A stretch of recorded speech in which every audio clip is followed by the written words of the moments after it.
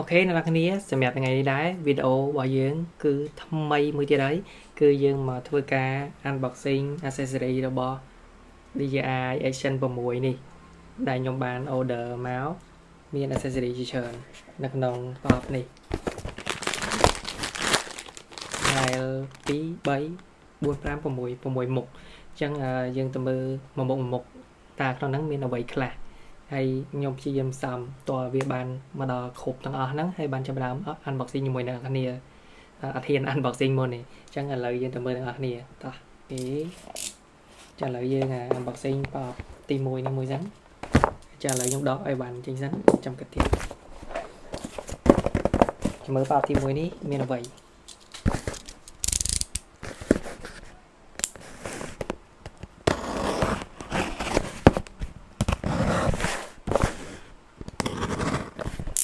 unboxing នៅថ្ងៃគ្រីស្មាស់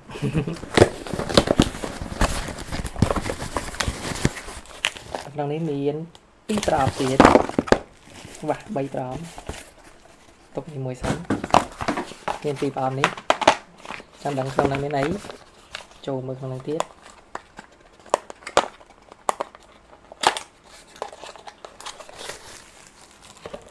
ចា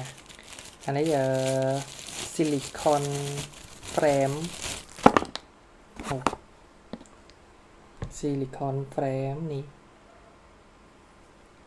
យ៉ាមើលឃើញអត់អ្នកនរយើងដាក់នៅស៊ុំការពារជាមួយនឹង DJI របស់យើងហ្នឹងហើយយើងមាន lens cap ជប់ស៊ូមឲ្យអ្នកនាងមើលតិចអូខេស៊ូមឲ្យអ្នកនាងមើលតិចចានេះ lens cap យើង cap យើងដាក់បិទជាប់ជាទៅញ៉ែយើងបិទជាប់ចេះហើយទីមួយទៀតយើងមានខ្សែនេះដោតអត់ដឹងដោតនៅណាហងបើជាដោតជាមួយនឹង cable របស់វាអញ្ចឹងប្រអប់ទី2នេះក៏ដូចតែគ្នាដែរដោយសារខ្ញុំ order មក2ស្គាល់ធ្លាប់មានបញ្ហាអីមួយអញ្ចឹងទុកនៅមក like សិនសម្រាប់កញ្ចប់មួយនេះវិញគឺ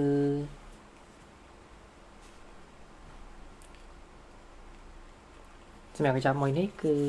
screen projector ច្រឡំ screen projector កញ្ចប់មួយនេះគឺ screen protect ក្នុងហ្នឹងមានកញ្ចក់ក្រោយហើយកញ្ចក់ខាងមុខហើយនឹង screen នេះពេញហ្មងscreen ចាស់របស់ខ្ញុំនៅក្នុងនេះស្ទើយើងស្ទើមកជាហៀងអញ្ចឹងឥឡូវខ្ញុំ order មួយទៀតដើម្បីឲ្យវាពេញដោយសារខ្ញុំយក screen Action 5យកមកបិទស្គាល់ឥឡូវជាមួយយើងដូរដាក់basic របស់វាវិញអញ្ចឹងឥឡូវទុកម្លាយសិន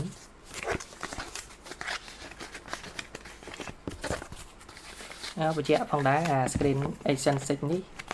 screen ខាងក្រោយហើយនិងខាងមុខនេះគឺប្រព័ន្ធជាមួយនឹង file យើងអាចយក file យកមកបិទបានប៉ុន្តែជាមួយនឹង lens នេះគឺបិទបាននេះទំហំវាខុសគ្នាអូខេចូលមកដល់កញ្ចប់ទី2តើគឺជាអ្វីទៅ unboxing ទាំងអស់គ្នា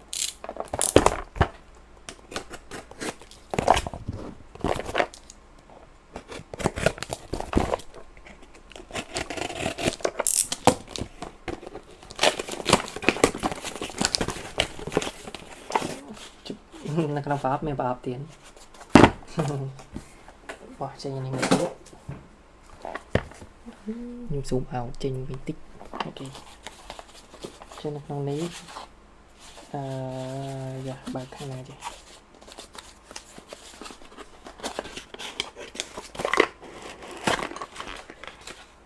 អូអានេះគឺ water housing សម្រាប់យើងដាក់ស៊ុំទៅលើ Action 6យើងដល់ពេលយើងត្រូវចូលទឹកចូលអីយើងអាចដាក់អានេះបន្ថែមដើម្បីការពារសម្រាប់ខ្ញុំអត់ទុកចិត្តជាមួយនឹងwaterproof ពីអានេះទេជាពិសេសទឹកសមុទ្រពេលទៅលេងទឹកសមុទ្រអញ្ចឹងខ្ញុំត្រូវតែដាក់អានេះបន្ថែមមួយទៀតដើម្បីការពារ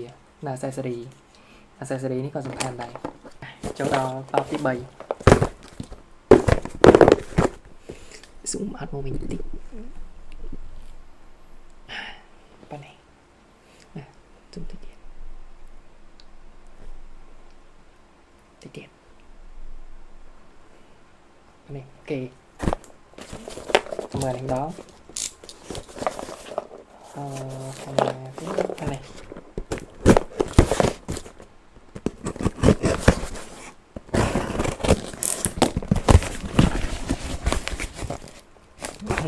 នេះសូមអានេះខ្ញុំ order 3នាក់មិត្តភក្តិខ្ញុំដោយសារយើងប្រើ action ដូចគ្នាព្រោះអានេះកលឹកទៀតគូវាអានេះយើងបិទសម្រាប់ទុក action design action របស់យើងហ្នឹងដាក់ចេះមកហើយយើងបិទចេះ root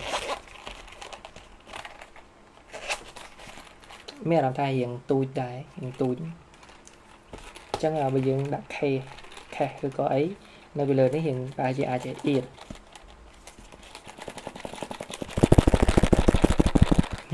យើងលើកទៅលើប៉ុន្តែដាក់ចេះទៅយើងបានការពារដែរតែបើយើងដាក់ចូលក្នុងកាមេរ៉ារបស់យើងកតាកាមេរ៉ាអីចឹង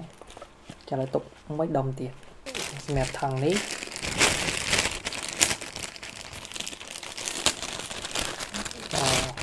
នេះ silicone case ដែរតែខ្ញុំ order 2 series ដោយសារតែមួយវាអត់សូវល្អអញ្ចឹងអានេះបានខ្សែស្ពាយវែងនេះបាន cap ដូចគ្នាដាក់ cap នេះដាក់ជាប់ទេអ្នកនរគ្នាអញ្ចឹងអាមួយនេះ useless order fail តែដោយសារវាថោកដែរតែប្រហែលកាក់ហ្នឹងដល់1រៀលហ្នឹងខ្ញុំចូលជាមួយអានេះដល់អានេះទីមើលអានេះទេខ្សែតកដែរហ្នឹងសម្រាប់ខ្សែតកនេះវាមានកន្លែងហូតឲ្យខ្លីឬក៏វែងអញ្ចឹងអូខេនេះហូតឆ្វេងស្ដាំអញ្ចឹងហើយយើងពាក់ពីលើចេះហើយយើងកាប់ជាមួយនឹង mount របស់ DJI នេះនៅខាងក្រោមអញ្ចឹងយើងកាប់វាអញ្ចឹងហ្នឹងហើយយើងភ្ជួរអញ្ចឹងទៅហើយយើងប្រើពេលដែលលើកប្រើយើងលើកប្រើយកមកអញ្ចឹងដាក់នៅគ្នាយល់ចាំផ្លែតលក្ខណៈនេះប្រើនេះជុកចាយើងប្រើmount clip របស់វានៅខាងក្រោមហ្នឹងទៅហើយយើងមួលខ្ចៅនេះចូលដាក់ខាងក្រោមនេះទៅហើយយើងធ្វើចាំមកផ្លែតអានេះត្រូវការមួលខ្ចៅ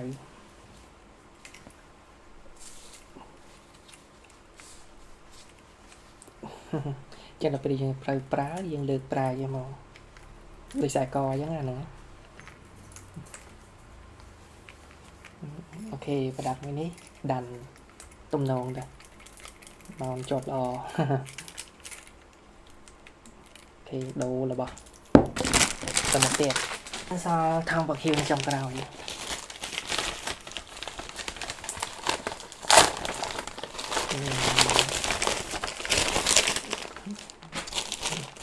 ចាប់ទីតហើយនេះទៀតសិន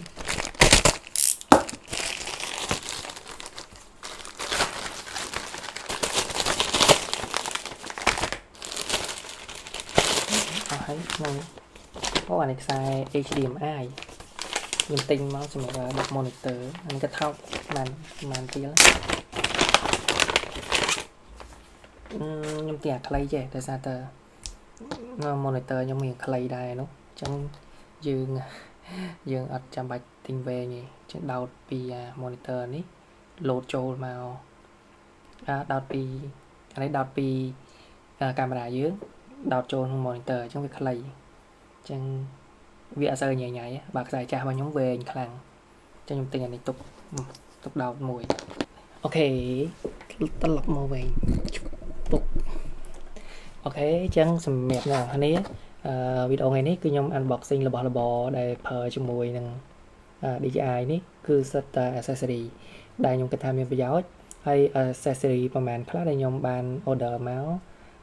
ដូចជាមានរបស់មួយទៀតក៏មានប្រយោជន៍ដែរឈប់ចាំផ្លែអូខេអានេះអានេះ Ulancy ខាងលើ clip ហើយខាងក្រោម mount ជាមួយនឹង hot shoe របស់កាមេរ៉ាអញ្ចឹងយើងអាច clip វាជាមួយនឹង DJI Osmo យើងទៅហើយយើង mount អាហ្នឹងក្នុងករណីដែលយើងត្រូវថតលក្ខណៈ POV ឬក៏យើងកំពុងតែដើរថតតាមផ្លូវតាមអីយើង mount អាហ្នឹងពីលើកាមេរ៉ារបស់យើងដើម្បីថតយកវីដេអូសកម្មភាពយើងដើរថតរូបអីជាដើមអញ្ចឹងមានអាហ្នឹងមានប្រយោជន៍អញ្ចឹងខ្ញុំបកស្រាយហេតុអីបានត្រូវមានអាហ្នឹងយើងមាន amount ផ្សេងអីហើយយើងចាំបាច់មាន amount ប្រហែលតង់ចេះទៀតខ្ញុំឲ្យអ្នកមើល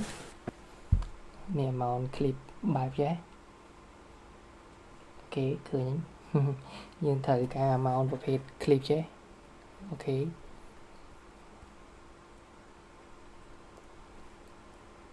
ហើយបន្តមកទៀតយើងត្រូវការ mount បែបនេះដើម្បីតគ្នាពីmount ខាងលើហ្នឹងអញ្ចឹងវាឡើង2តង់អញ្ចឹងដើម្បីដូរដាក់មក hot shoot របស់កាមេរ៉ាត្រូវការ mount មួយទៀតអញ្ចឹង mount ពីកាមេរ៉ាយើងត្រូវការ mount នេះមួយទៀតកតុយនេះទៀតអញ្ចឹងយើងត្រូវការ3 set ដើម្បីបង្កើតបានជា mount ដែលយើងចង់បានមួយពី hot shoe កាមេរ៉ាទៅ mount មូលនេះហើយពី mount មូលនេះមក mount បែប GoPro នេះហើយពី mount GoPro នេះមកដៃឆក់អញ្ចឹង3 mount អញ្ចឹងយើងមានអានេះយើងត្រូវការតែមួយទេសំខាន់វាអាច adjust ឡើងចុះបានអញ្ចឹងអានេះវាចំណេញមែនតែនបាទនេះ3 4តង់អានេះមានប្រយោជន៍ខ្លាំងអញ្ចឹងចាំថ្ងៃណាទំនេរខ្ញុំនឹងព្យាយាម review accessory ដែលមានប្រយោជន៍សម្រាប់ប្រើជាមួយនឹង DJI Action 6នេះឲ្យអ្នកគ្នាបានទស្សនាហើយសម្រាប់វីដេអូថ្ងៃហ្នឹងយើង unboxing របស់របរនៅថ្ងៃ Christmas នេះមានតែប៉ុណ្្នឹងទេហើយបើសិនជាអ្នកចូលចិត្តវីដេអូបែបហ្នឹងទៀតចាំខ្ញុំតម្លាក់នៅមួយទៀតខ្ញុំនឹង unboxing របស់បន្ថែមទៀតឲ្យអ្នកគ្នាបានមើលហើយអរគុណអ្នកគ្នាដែលបានទស្សនាវីដេអូនេះអញ្ចឹងជួបគ្នានៅវីដេអូក្រោយអរគុណបាយបាយ